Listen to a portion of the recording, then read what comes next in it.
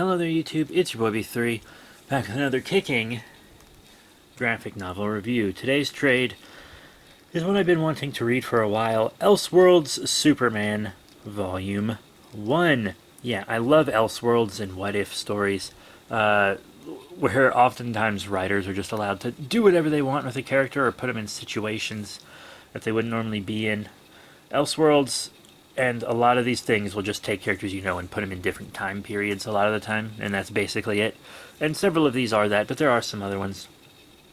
I mostly got this for Speeding Bullets, because I reviewed the Speeding Bullets Superman Batman figure from McFarlane. You know, Kal-El, adopted to be Bruce Wayne, becomes Batman. Yeah, I bought that figure, and when I reviewed it, I was like, I haven't read it yet. I just like to get a bunch of alternate Superman. And then, you know, as soon as I finished filming that review, I was like, you know what, why don't I just read it right now? So I bought it and read it that night. And I really enjoyed it. But let me read you the back of the book real quick. In Elseworlds, heroes are taken from their usual settings and put into strange times and places, some that have existed or might have existed, and others that can't, couldn't, or shouldn't exist. The result, stories that make characters who are as familiar as yesterday seem as fresh as tomorrow. Featuring Superman as the Dark Knight, Kal-El, raised in medieval times, Superman as the sole survivor of a nuclear Armageddon, Private Atticus Kent as an abolitionist superhero in the American Civil War, Superman the greatest athlete on Earth, and Golden Age Superman at war with Mars.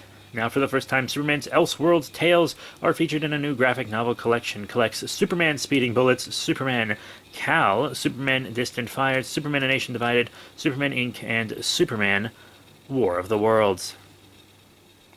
Pretty cool. Some of these I liked more than others. You know, starting off, Superman Speeding Bullets by J.M. DeMatteis and Eduardo Barreto.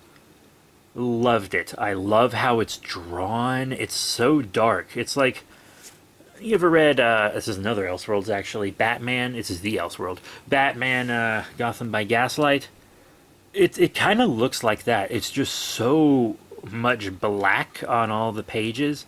Very interesting. The way, quote unquote, Bruce reacts when his parents are killed in the alley. And then he grows into adulthood without using his powers because he accidentally kills someone with them. So he like puts up a mental blocker until one day he's assaulted and it all comes to light. And since there was no Superman in Metropolis all this time, you know, a lot of different things have happened in Metropolis, causing people like Perry White and Lois Lane to move to Gotham. Lex Luthor is in an accident that kind of turns him into the Joker. And the one thing about this book that I wish they would have given us more of is maybe like expanding a bit more on Lex Luthor Joker, because that has the potential to be like the most dangerous Joker ever. Like, give Batman Who Laughs a run for his money. That is a potentially incredibly dangerous Lex that seems to still be defeated relatively easily.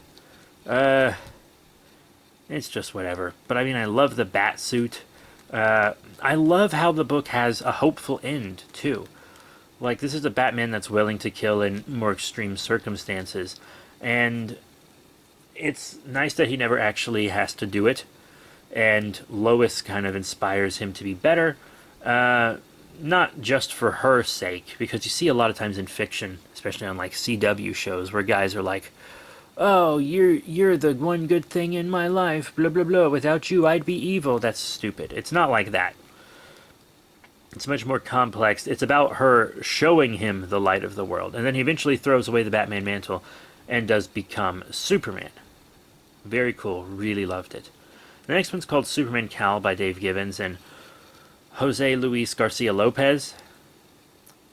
I didn't like it as much. Once again, I really liked the art. But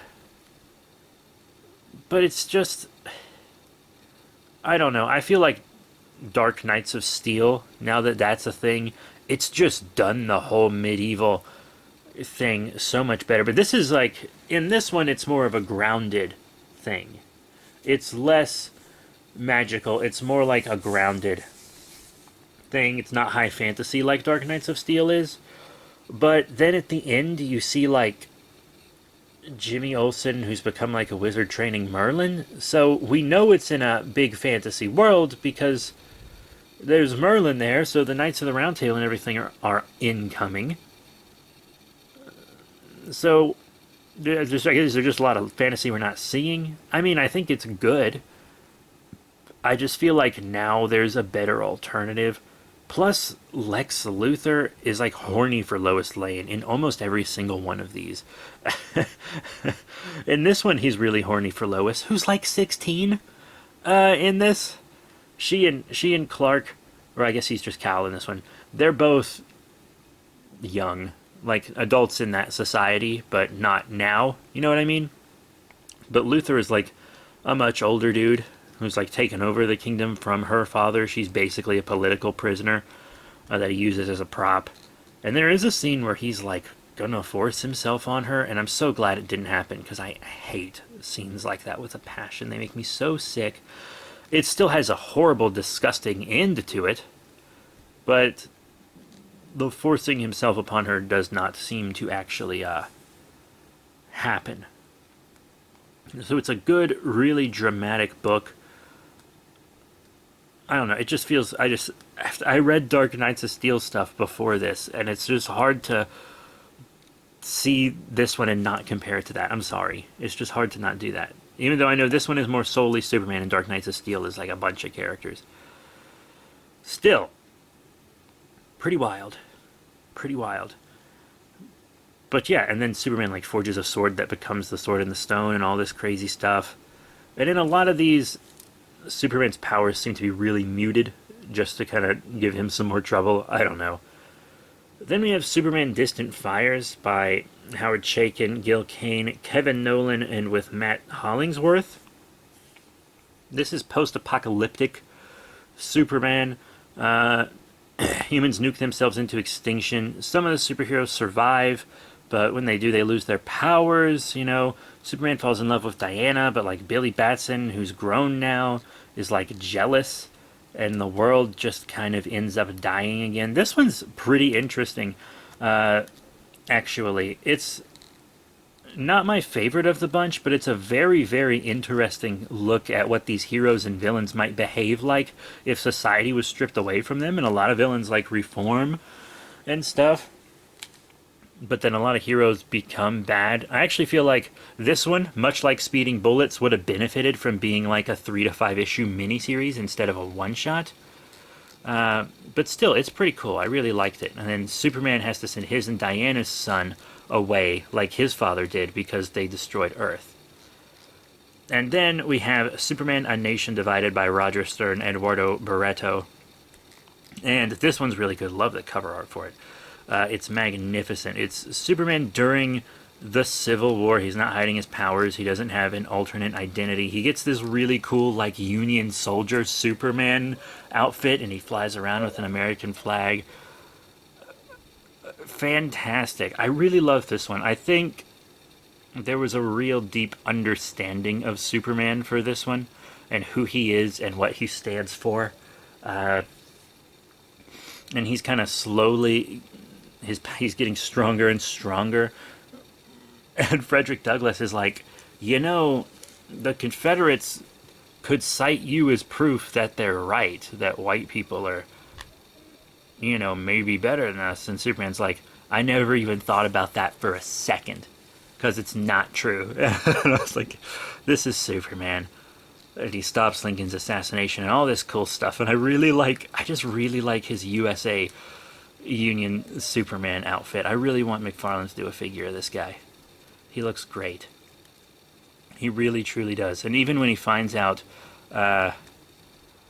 what's going on, like he finds out that his parents wanted him to be raised by Native Americans and not the colonials. And so he's got like some soul searching he wants to do at the end and stuff. Very interesting. Then there's one, Superman Inc. by Vance Garcia Lopez and Farmer. Wasn't a big fan of that. It's a Superman that's kind of a jerk. He wasn't raised by the Kents. He like ended up in the foster system like twice.